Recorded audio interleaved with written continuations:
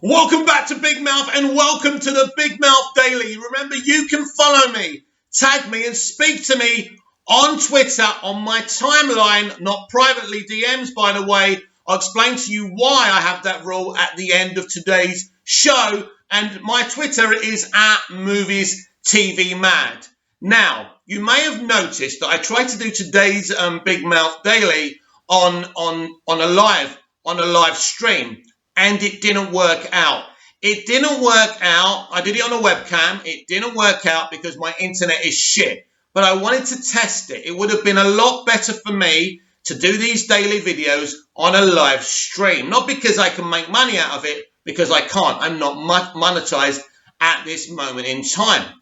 But I wanted to do that. I wanted to test it. It didn't work out. So I want to take this channel forward and give you a more quality experience. So what I'm looking to do in the next few months is buy better equipment, better cameras, a better audio, and go live and get a stronger internet connection. Now that's going to be a challenge because I'm in a village here in Cyprus, but I'm going to try my best. But for now, this is the way we're going to be doing it. So in a moment, I'm going to read out Grace Randolph's quote. But first of all, I want to talk about what's going on. First of all, I want to say this to you. We all know that Zack Snyder's Justice League Snyder Cut has got great analytics. It was highly viewed, highly reviewed. It was loved. It was successful. Stop falling for the baiting. It doesn't matter what they say. Wonder Woman 84. Kong as Godzilla vs. Kong, Mortal Kombat was not more successful on HBO Max than Zack Snyder's Justice League Snyder Cut. Or, should I say, they're probably equally as successful. Zack Snyder's Justice League Snyder Cut was a much anticipated piece of work. It was Zack's vision for this Justice League movie. Blue ticks, blue check marks, loved the movie. And so when I saw it earlier on, or when I woke up this morning and saw what was posted last night from some toxic blogger, a verified blogger, saying that Wonder Woman 84, Godzilla vs. Kong, and Mortal Kombat were the top 3 most successful HBO Max movies, he was lying. And then he was saying, check the facts, Snyder Bros, or whatever he said, right? These are really toxic individuals who can get some attention from our anger and our frustration. I want you to be better than that. Zack Snyder's Justice League Snyder Cut was a very, very successful movie. Now, the problem with this toxic blogger became later when we found out that an HBO Max verified account liked that toxic tweet. So that set people off. But this was the rod that broke the camel's back. Now, this is from Grace Randolph on her Movie Math show, her most recent one. She does one every week, I think, on YouTube. Well, here's the thing. There's a lot of drama behind the scenes of the Snyder Cut, as you know. And so the very higher-ups, and I'm talking like upper echelon of the people in charge of Warner Brothers, they are just not going to greenlight any more of that stuff. They are just not going to do it. I think it became personal for them. Now, I don't want people going after Grace Randolph because just because she's telling us things that we don't want to hear, it doesn't mean it's not true. I don't know what's true and what's not true. Now, I'd like to think, and I've gone after Grace before, she's triggered me in the past and it ended up getting me blocked on Twitter. I am still blocked on Twitter by her. I very much regret that because she's a great source of movie news and movie information, and from the entertainment industry, she's got her ear to the ground. And a lot of stuff that she says, not everything, turns out to be true. So I don't think it comes as much of a surprise. I think what she finishes off saying, which is this is personal for them. I think that really is a stark warning of how all this was handled by Zack, by Ray Fisher. I'm going to make the usual disclaimer that I make, that I love Zack Snyder's Justice League trilogy. I love Man of Steel and Batman vs. Superman, Dawn of Justice, and Zack Snyder's Justice League, all beautiful films. I loved them. I enjoyed them. But just because I stand someone, it doesn't mean I'm going to sit here and not talk about the problematic side of them. You can't be exposing private business you've had with the studio in the public. Now, maybe Zack knew that the Snyderverse wouldn't be restored, so he was getting a bit of payback for what they did to him originally. But Ray Fisher has become the real problem here. I've always applauded him forcing them to do the investigation during the Justice League reshoots. That's fine. And that's right. And I respect him for that, and I respect his tenacity. But he went too far with the exposing of Walter Hamada. And this is the thing that really, really triggered Warner Brothers Pictures. Now, we've discussed this before, but there was a time when Zack Snyder's Justice League Snyder Cut was going to be released in episodic fashion, in episodes. I believe that this time, Warner Media and Warner Brothers Pictures were quite happy for Zack Snyder to have his end of the Snyderverse over on HBO Max. From the moment it became a movie again, that had left the table. And I've just explained to you why. You can't be exposing these people. You can't be as negative as Ray Fisher has been about them and expect to still work with them. The truth of the matter is, Zack Snyder is not the type of man or the type of storyteller or filmmaker that can work within a big studio format or on a huge IP, because there are checks and balances. You know, when the studio tell you not to shoot anything, when they've actually decided that you can have your cut of the movie come out and you ignore them and you start shooting things on your driveway, there's a problem. You've got to be able to come to the table and compromise. And compromise isn't always a bad thing. It's about sharing, right? It's about being a fair and fair-minded person. And unfortunately, Zack's the kind of filmmaker who wants everything his own way. Now, I'm not going to say if that's right or wrong, but these have been the disparaging problems that have occurred. So I'm going to give you the analogy I gave you on my live. So some of the things I say on this video are going to echo what I said on my live, but I hope you stay on the video because this is a clear picture and the other live, what I did was terrible. So let me give you an analogy, right? So someone has decided to rival Coca-Cola and create the bestest, fizziest drink ever.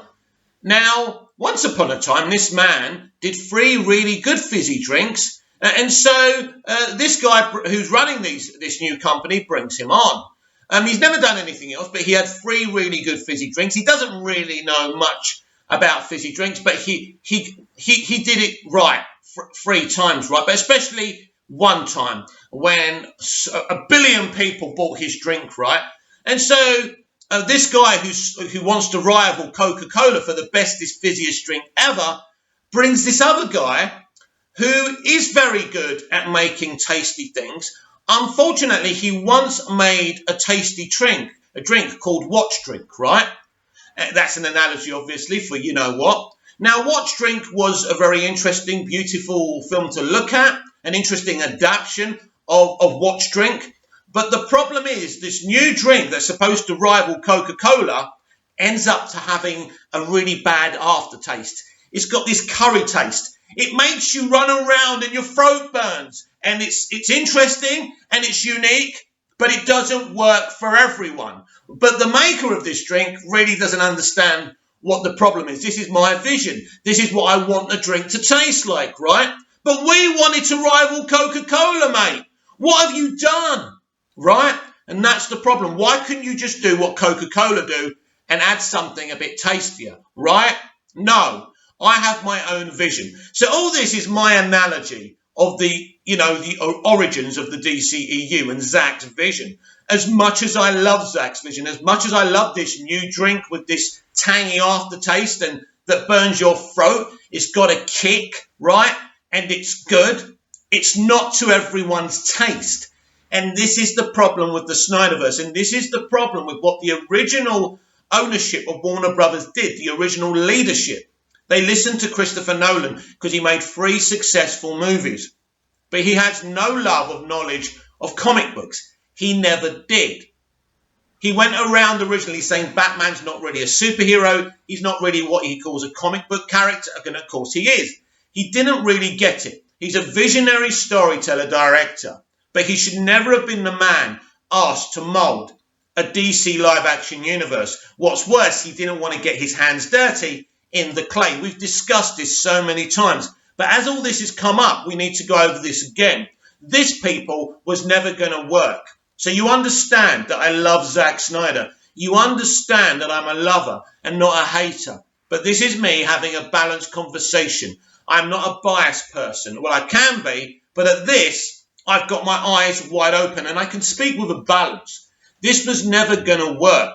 But I do believe when the studio saw how many people wanted this, finally, and the new leadership at AT&T, I think they were quite happy to give Zack a corner over on HBO Max. And when it was announced to be a TV show, I think this was the plan. Something changed. Ray Fisher went too far. Ray Fisher crossed the line. And Zack, unfortunately, crossed the line as well. Was he involved with Ray? Was he pushing Ray to do this? Were Warner Brothers correct that he was after getting the keys to the kingdom again?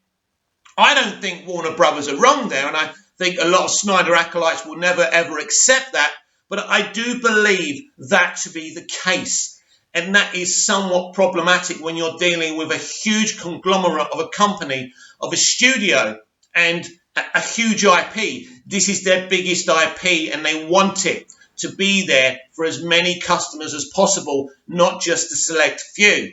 This is what they've always wanted, right? Things went wrong because they had Zack Snyder, because they drove him off and they panicked and they did Justice League. And it's been one clusterfuck after the other. And it's everybody's and nobody's fault. Nobody sat down to talk to each other, to communicate. So everyone became toxic. And we were toxic as well, right? We've attacked the studio as well. And it's gone too far and they don't want to deal with us or Zack any longer. It's as simple as that. They don't want it. They don't want the hassle. They've seen that this is just too much hassle. It's too painful. So they've let go. It didn't have to be this way if Zack got it, if Ray Fisher got it. But Ray Fisher never cared about Zack's future on the DCEU or the DCEU or Cyborg. He had his own political agenda. And that's all he's interested in. And if you think I'm lying, if you think my opinion is mistaken, see who he goes and supports. He is so agenda-driven, it's not true. And now we are sitting here without a Snyderverse. And we've tried. We've done our bit. We've got it to trend, restored the Snyderverse by 1.5 million tweets. We got what? Was it, I can't remember how was it 40,000? Was it 400,000 the other day? I can't remember. But it was a lot. It was huge. It was awesome. And there is a customer base for the Snyderverse. That cannot be denied. Zack Snyder's Justice League Snyder Cut had a custom for it, and it made a lot of money for them and gained them a lot of subs. So now, the Snyderverse fandom are planning to do this big thing on May the 1st, cancel HBO Max. Now, if HBO Max didn't like that toxic tweet about Mortal Kombat, Godzilla vs. Kong, and Wonder Woman 84 being more successful than Zack Snyder's Justice League Snyder Cut, this wouldn't be the case. But they're past caring. We were manipulated in a way. They made us think there was a chance to restore the Snyder Cut, not by having straight talk, but the way they were acting. And it was never true. They used us and the film and Zack to launch HBO Max because they didn't have an event. And they did it. And I warned you all about Jason Kilar. I'm not saying he's a bad person, and that's another thing. Those of you, listen, I'm not going to tell any of you what to do or not what to do. I'm not an associate producer. We're not on this. I'm an associate producer on my own content. Do you know what I mean? I'm not going to jump on somebody else's back and pretend I'm an associate producer. Anyway, the associate producers of this fandom, ridiculous title they've given themselves, isn't it? But the associate producers of this fandom in the past have said no. Zack said don't unsubscribe. But I think when Grace Randolph is saying this, someone who's got Zack's ear as well, by the way, which is an interesting element, why I do believe what she's saying, And then when you see HBO Max liking a toxic tweet, you realise the game is up. And then, what, a month ago or just 5 or 6 weeks ago, just when the film was released, and Sarnoff, the Warner Brothers Pictures CEO, came out and pretty much said they're moving away from the Snyderverse. It's there. What she said was what the whole company felt. It was their statement. We were saying, even I was saying, no, HBO Max, no, Jason Keeler, I was wrong. You were wrong. They don't back us. They don't want to restore the Snyderverse. It is done. Now, later on, after I've made this video and after it's posted, is something else is announced, and it's happy days and the Snyderverse has been restored. Keep your fucking receipt. Wave it in my face. I'll be the happiest person in the world to say I was wrong. I want to be wrong about this, and I want Grace Randolph to be wrong about this, and I'm sure Grace would love to be wrong about this. But I don't think me or Grace or anyone else is wrong about this. I think I've been feeling this way for a while. I've seen it. This is why I've been advising you lot. You know, go over to Netflix, get ready for Army of the Dead and that whole franchise, and move on. A lot of you are not really diehard DC fans anyway. I know a lot of you are, and you've embraced Zack, as I have. But mostly I'm a DC fan. And a lot of you are planning on boycotting the Central Universe, the new Hamadaverse. I'm not. I'm very excited for it. You know that. First of all, I want to thank the people who follow me both here and on Twitter for not attacking me for being excited for the Central Universe. That is very respectful, and that's what great fandoms do. Respect what other people want to do. So I'm very, very grateful for that. It's so frustrating. It's so upsetting, and it's not our fault. The people within the industry have made this happen. But we have got 3 movies that we can go back and enjoy from Zack Snyder in the DC Universe for the rest of time, as long as we can keep on breathing. And that's fantastic. I always try and look at the positive. The glass is always half full for me, not half empty. I can go and watch beautiful visual comic book adaptions and with great music and acting and storytelling. It's a beautiful thing. Of course, we want more. But at this moment in time, it's looking like we're not going to get it. So we know full well that Ta-Nehisi Coates and J.J. Abrams are developing a Superman movie.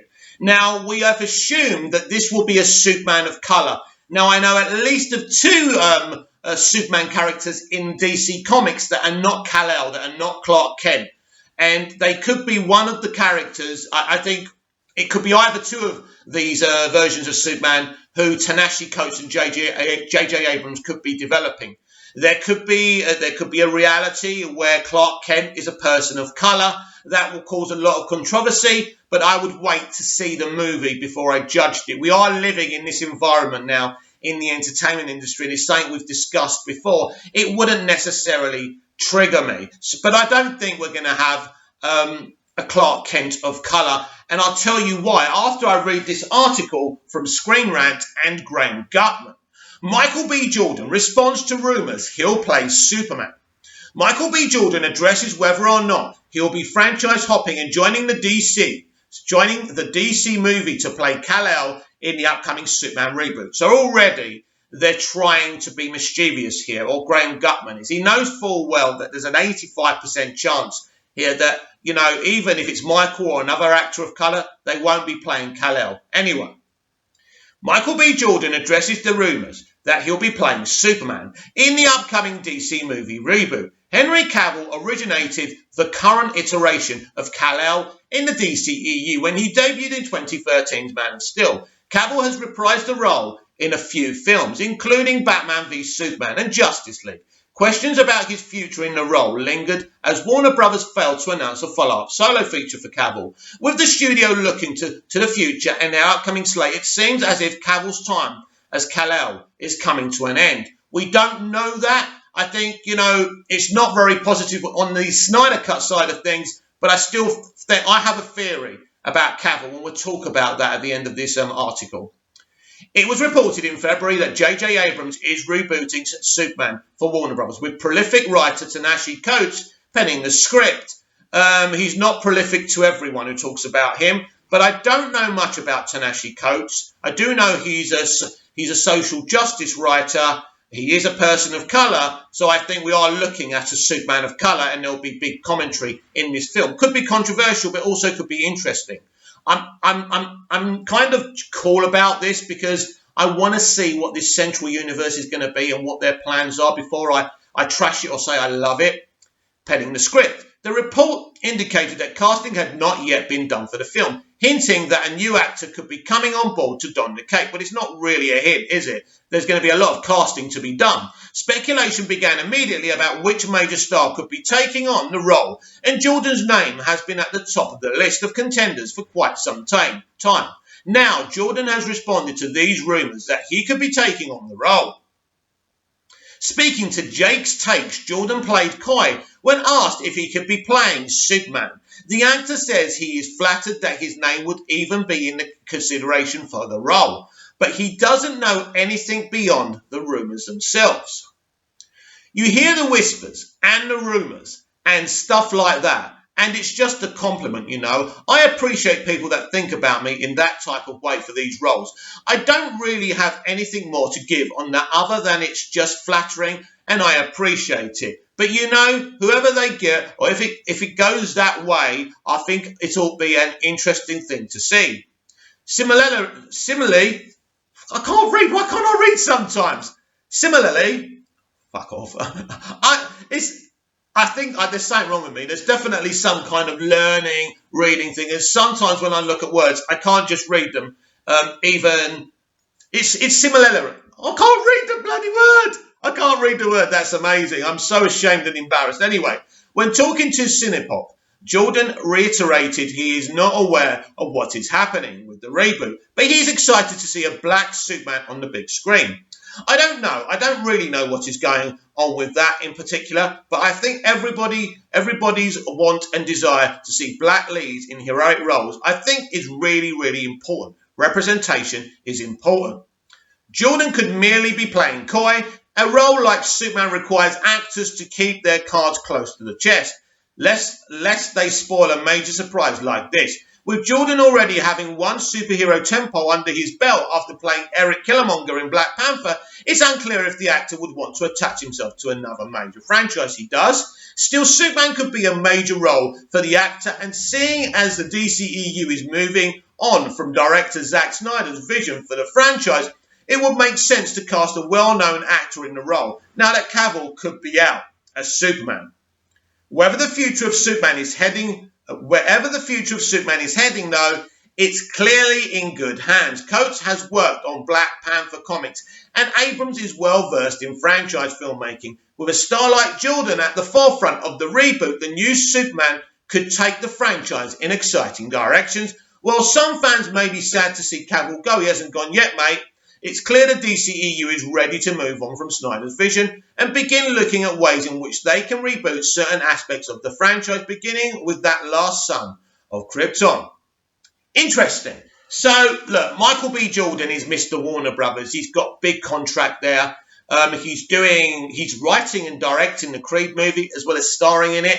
So there's a lot of trust there. I think he will play this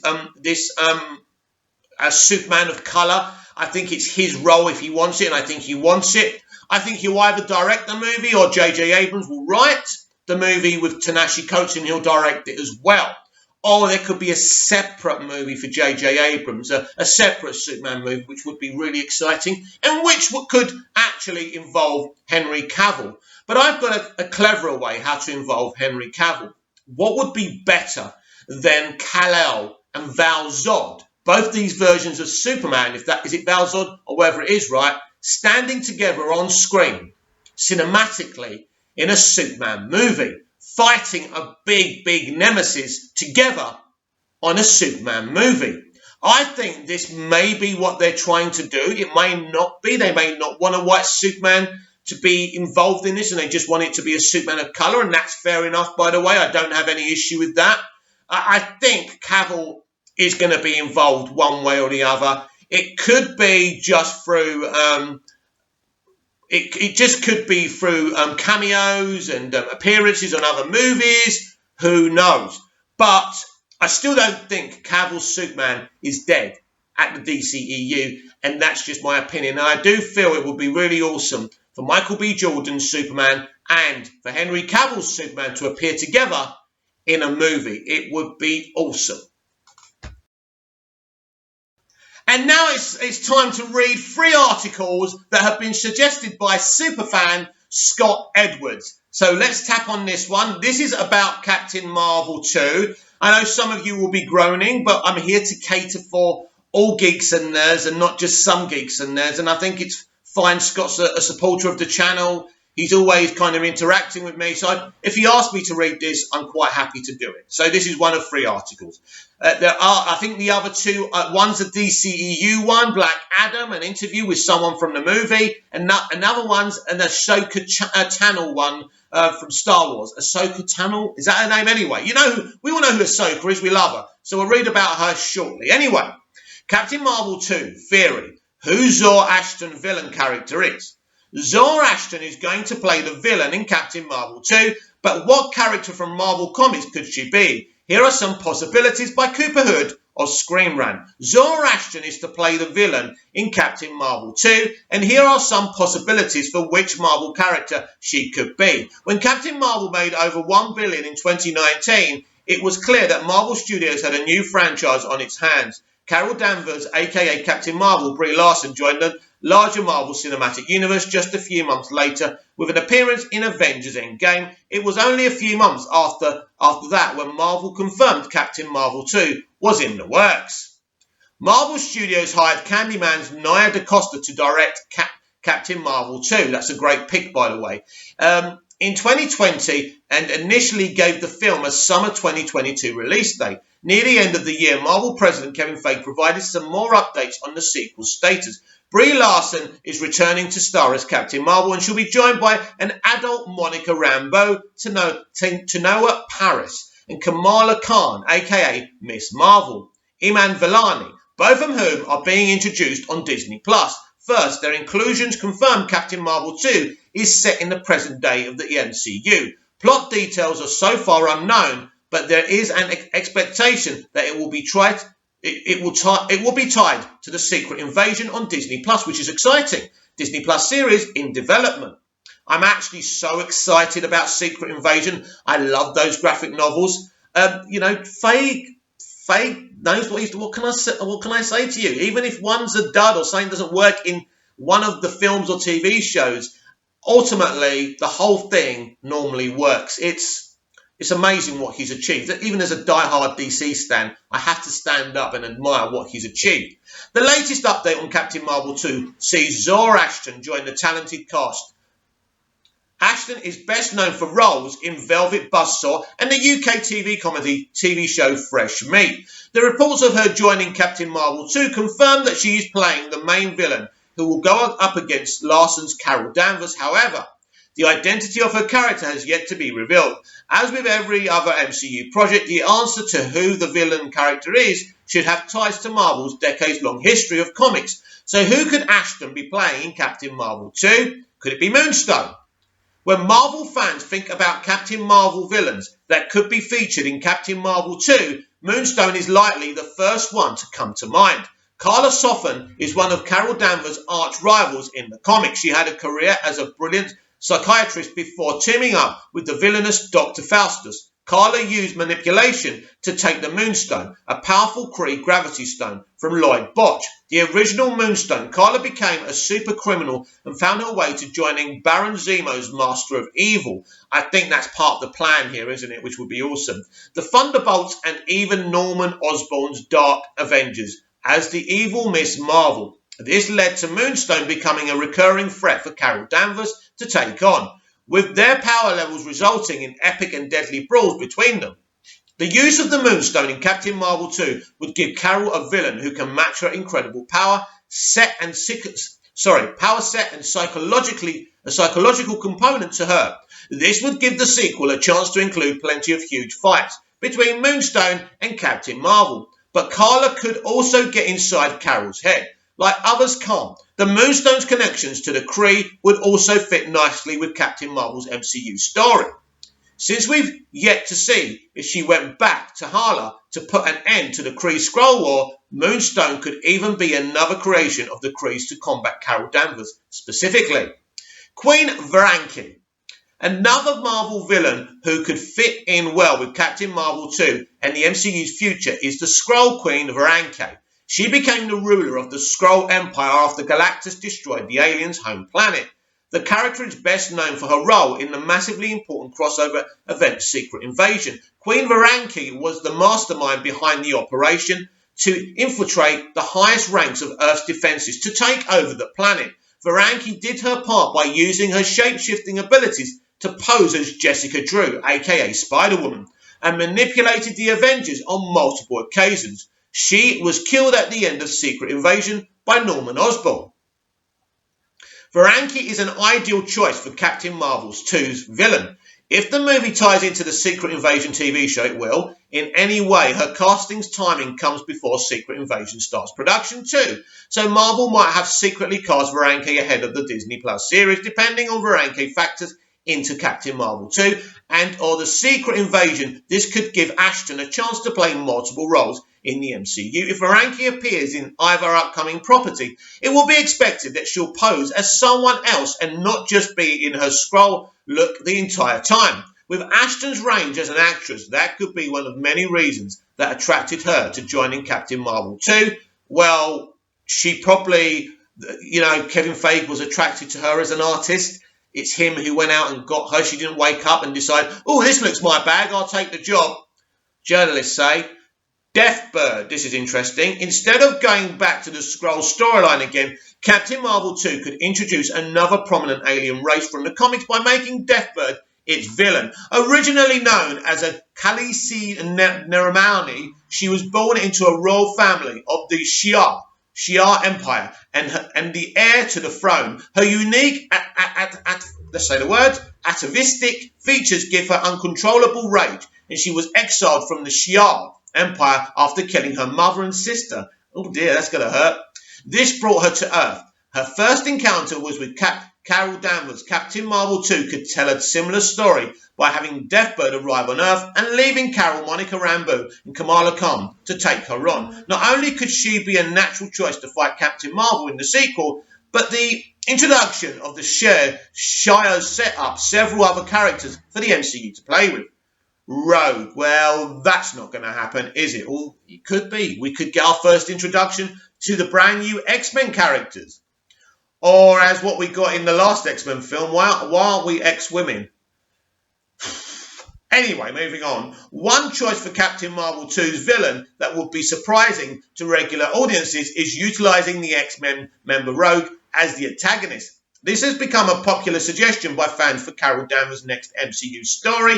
While it is true that Rogue is usually a hero in the comics, she started off fighting Captain Marvel and the Avengers. Rogue's mutant powers allowed her to absorb Carol's powers and memories at one point.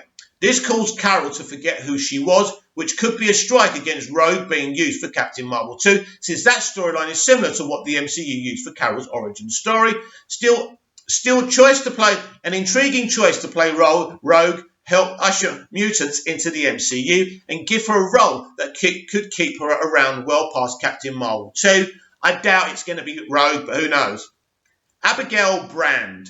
Another villain option for Captain Marvel 2 could be Abigail Brand, the mutant director of S.W.O.R.D. from the comics. Even though Brand and S.W.O.R.D. have routinely been an ally to heroes like Captain Marvel, WandaVision is proving that might not be the case now that the organisation is creating sentient weapons. S.W.O.R.D. could be at odds with Carol Danvers and company in the sequel. We've already seen Monica Rambeau butt heads with acting director Tyler Hayward, and we could learn that Brand is the one who has been calling the shots all along.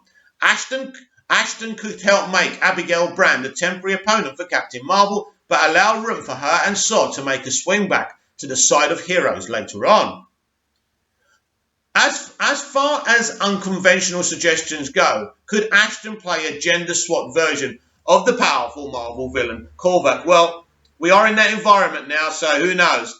Korvac in Captain Marvel 2. The character was the centre of a major comic event in the 1970s, now known as the Korvac Saga. It included Korvac travelling from the distant future to present day to remake from the distant future to the present day to remake the universe as he sees fit. While the Avengers and Carol Danvers defeated Korvac at that time. He returned many years later for a Guardians of the Galaxy-centric story called The Time Runs Out. This saw Korvac be the source of a temporal imbalance, which he wanted to use to reshape the multiverse. With MCU Phase 4 confirmed to play with the multiverse concept in several ways, Carol's sequel could do the same with Korvac. In reality, either of these storylines could allow Korvac to raise the bar on Captain Marvel 2, becoming as big of an event film as other upcoming solo movies. So that's that. So that's very interesting. I am intrigued about Captain Marvel 2. It's not something I go, wow, this is going to be awesome. But at the end of the day, it's a piece to the Phase 4 puzzle, which excites me. Scott Edwards has suggested that I read out this video, so I'm going to do it. Or should I say that again? Read out this article. You don't read out a video, do you? So Star Wars Ahsoka series plot. Cast details reportedly revealed by Jamie Lovett of comicbook.com. Ahsoka Tano is the lead character of one of Disney Plus' 10 upcoming Star Wars series, with Rosario Dawson reprising the role after playing the character in The Mandalorian's second season. Ahsoka appeared in one Mandalorian episode, Chapter 13, The Jedi. The episode hinted that the Ahsoka series would pick up on some plot threads left dangling by Star Wars Rebels series finale, which implied that Ahsoka would search for lost Jedi Ezra Bridger. The last time Ahsoka saw Ezra was when he disappeared along with Imperial Grand Admiral Thrawn. A report revealing the casting grid for the show seems to confirm this is the case and offers details about other characters Ahsoka meets on her quest. The report comes from Daniel RPK. According to the rumour, this the logline for the Ahsoka series. Ahsoka Tano is on the hunt for the evil Grand Admiral Thrawn, so that's confirmation he's in it. Awesome. In the hope it will help her locate the missing Ezra Bridger, the young Jedi that disappeared with Thrawn many years ago. This synopsis fits with previous reports about the show's story. Chapter 13, the Jedi pit Ahsoka against a local governor backed by Grand Admiral Thrawn, suggesting she was still searching for Ezra. As implied by Star Wars Rebels' last scene, Dave Filoni, a producer on both shows, hinted that Rebels' final moments might not occur until after The Mandalorian's second season. The new theory is that after catching Thrawn's trail, Ahsoka will return to Lothal to pick up Sabine Wren before heading wherever it is that Thrawn is hiding. The grid also offers information on two characters. The first is Boca, described as a via Disney Insider, very strong-minded, independent, as well as a natural leader, boyish-looking Middle Eastern, African Pacific Islander, Black African American, mixed ethnicity or West Indies, Caribbean actors between the ages of 20 to 35 years old are being sought after for the role. The other is Morai. The grid describes him as a very volatile and unreliable male character who is simultaneously complex and shady. There is no specific race or ethnicity listed for the role, but actors between the ages of 40 to 60 years old are ideal. Basically, he's going to be white. It's pretty obvious, isn't it, with the description. This is, as I say, the environment we're in now. Anyway, The Mandalorian and its spin-offs take place about 5 years after The Empire's Fall in the original Star Wars trilogy. Interestingly, that's the same time that the Star Wars novel Heir to the Empire, which introduced Thrawn in the old expanded universe, occurred. The new Star Wars canon may have set the Grand Admiral up in a role similar to the one he played in that original seminal trilogy. It positions him as a new threat, hiding on the fringes of the galaxy and ready to return and challenge the New Republic in an attempt to claim the seat of power left vacant by the Emperor's death. What do you think? Well, I'm not going to tell you. I'm going to tell my subscribers and whoever's watching. If you're watching and you haven't subscribed and you like what you see, please subscribe. Now, I'm a big Star Wars fan and I don't talk about Star Wars enough. So here's the thing. Thank you, Scott, for suggesting the article. Great article. By the way, I love the Star Wars animated stuff. It is genius, and I loved Rebels. I loved Grand Admiral Thrawn. I think he was a great villain, and I'm so excited that he's going to be involved in this Ahsoka series. And obviously, we're going to see a few characters from Rebels as well. This is brilliant. What was the character's name? because he's the lead character of Rebels, and I've forgotten his name. Where are we? Well, the episode hinted that Ahsoka series will pick up on some plot threads left hanging, blah, blah, which implied that Ahsoka would search for Ezra Bridger. That's it, Ezra Bridger. So I think we're definitely going to see Ezra in this series. It's going to be great. If Ezra and Ahsoka can team up, it will be awesome. But this is what I said to you the other day. I think it's on this and not my TikTok. But anyway, it gets confusing with so many platforms that I'm using right now. But the thing is that Kevin Feige and Jon Favreau are running the Disney Plus side of Star Wars. And you can see from the plans, and I think I said this yesterday as well, that the movie that Taika Waititi's doing is obviously connected to what they're doing on Disney Plus. And everything else you don't have to worry about. Obviously, and now it's interesting who's behind the Obi-Wan series. How that turns out is going to be interesting, because that is the thing I'm really looking forward to. It's going to be great to see Hayden and Ewan back together. Going to be awesome. But anyway, in terms of Disney Plus, that whole vision is from Favreau and Feige. They brought Feige in to save the day. He saved the day by bringing in Jon Favreau to develop The Mandalorian, and it worked for them. Everything that Feige touches, or whoever he employs or trusts, always turns to gold. He is a genius, and they're lucky to have him there at the MCU already. He obviously can't become the head of Lucasfilm because he's running the MCU. He doesn't want to leave that for dead, and the studio don't want him to leave that for dead either. The MCU is so important to them. And so, you know, these 10-plus series that they're doing on Disney Plus are very exciting. And the Ahsoka series is one of the ones I'm really looking forward to. And finally today, it's the third and final article suggested by Scott Edwards. And this is us finishing on a DCEU note, because I thought I'd do that because I love the DCEU and I'm a DC stan. Dwayne Johnson's Black Adam co-star explains how the DC film differs from other superhero movies by Jamil David of Cinema Blend. Dwayne Johnson is gearing up to enter the wide world of superheroes with Black Adam. The role years in the making. The Rock recently celebrated the first official day of production on Black Adam, a role he can't stop working out for. Now his co-star Quintessa Swindell explains how upcoming DC film differs from other superhero movies.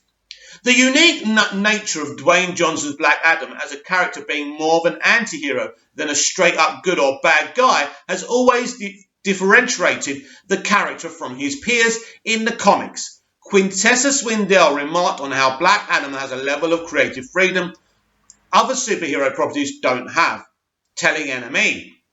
Historically, studio films like this one, the characters are represented in the comic, and it stays in that realm respectfully. Really, have you seen comic book movies? Anyway, Quintessa, for this character, we're doing that same thing. But because the character isn't so explored in the comics, there's a lot of creative freedom building off of those foundations, which has been really exciting. It's really beautiful to see them keeping up that vision and fighting for what they believe the character should be. But will Black Adam fans agree with this Quintessa? That's going to be interesting. And we can only judge that situation when we've seen the movie or seen a trailer or two or TV spots. Anyway, the team behind Black Adam uses the creative freedom Quintessa Swindell describes as a way to explore Dwayne Johnson's titular Black Adam in new and exciting ways. One of the ways in which the film will expand the DC Extended Universe is that it will introduce the Justice Society, which I think is awesome, by the way, giving the team its big screen debut in the process, building off the foundations of the character to elevate Black Adam to new levels seems to be a goal for the filmmakers and Johnson himself. Doing something different in the superhero genre is difficult, but if they can pull it off, it can make the titular character stand out in a saturated market. In addition to Quintessa Swindell's Black Adam's cast is stacked and has added Pierce Brosnan as Dr. Fate and Aldis Hodge, who, like Dwayne Johnson, can't stop working out for his role as Hulkman. The anticipation and hype for Black Adam will continue to grow, and now the production is finally underway, expected to ramp up immensely throughout the year. Meanwhile, Dwayne Johnson has a superhero competition with Aquaman himself, Jason Momoa, whose amazing birthday gift to Johnson's daughter is the reason he isn't the #1 hero number one hero, superhero in his household yet. So Johnson has plenty of motivation to knock Black Adam out of the park and get one over on Aquaman. Based on what we've heard about the film thus far, all signs point to a unique take on the DC comic character that will cement Black Adam's place in the superhero movie pantheon. We'll see how things pan out when the film hits theatres on July the 29th, 2022. I'm very pumped for Black Adam. It's interesting listening to Quintessa there and reading her thoughts. It looks like they're going to stray a little bit away from the comics, but I think it was a genius idea to bring in the JLA. Is it the JLA or the Legions of Superheroes or whoever they are? I can't remember now, but it was very good. You know, people like Dr. Fate. I mean, that's great. And Hawkman. And, you know, Dr. Fate and Hawkman have got a great relationship in the graphic novels as well. So I think that maybe, I don't know, the writer or the director or maybe WB themselves said it's time to introduce this group of heroes that nobody's ever met. And we are dealing with the multiverse strategy here as well. So that's very, very exciting. So, you know, it's interesting Quintessa talks about creative freedom because that's something the Snyderverse fandom claim that the Hamadaverse doesn't have. And that would put pay to that if it's of course true.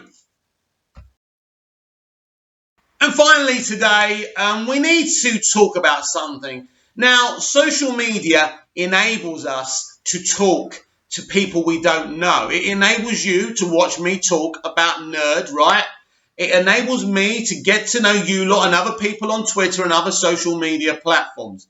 But this is a very important element. You don't know me and I don't know you. We shouldn't be private messaging each other. We shouldn't be trusting each other like we've known each other all our lives. It's sad that we don't live in a world where we can trust strangers, but we can't. It's okay to talk to me over on Twitter, on the public, you know, timeline. That's great.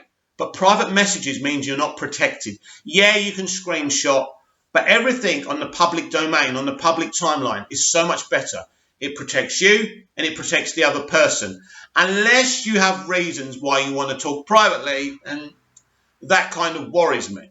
Now, there was an incident on Doctor Who Twitter where there was this fan who became a bit of a celebrity fan. Everyone loved him. They loved his takes and everything. Everyone trusted him. And he ended up sliding in female fans' DMs and, let's just say, being a pest. Now, I don't know the exact details, but his account's been deleted now. I can't remember his name. I didn't know this was going on. I'm a big Doctor Who fan, by the way. This should be a lesson to everyone, that no matter how much we like each other online, and I think there's a lot of hate online, but no matter how positive we are towards someone, we don't know each other. You haven't seen me first thing in the morning. You haven't seen me at my worst. It's easy for me to smile. Hello there, I love DC. It's easy.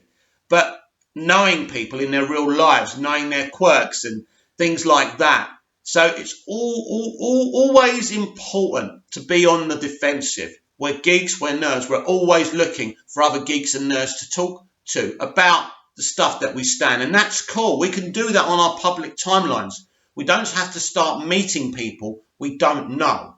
Please, be safe out there. Interact with geeks that you don't know on the public forum. But don't meet them without another person, at least. But I do implore you not to meet strangers anyway. This is stuff you should know already. But there have been a lot of incidents in the real world in the past 20 years when social media has been at its height where people do meet strangers, and you shouldn't be doing that. Basically, you know how to conduct yourselves. You know what's safe and what's not. So be safe. Also, think about your kids. Look at their social media. See who they're interacting with, right? Make sure you know what's going there as well. Social media can be a very positive place. It does a lot of good. It keeps lonely people company. And I'm not knocking it. I'm just imploring everyone to be safe out there. And your mental health is so important. I am a compassionate person who cares about people. And I want you, if you're suffering with depression or you feel alone, and I know it's difficult and I know it's not easy because I've been there, but to go and talk to someone, go and talk to a professional. The first step is always the hardest step. Comment down below. Like, share and subscribe, and I'll be back tomorrow with even more Big Mouth Daily. See you again soon, and keep safe. See ya.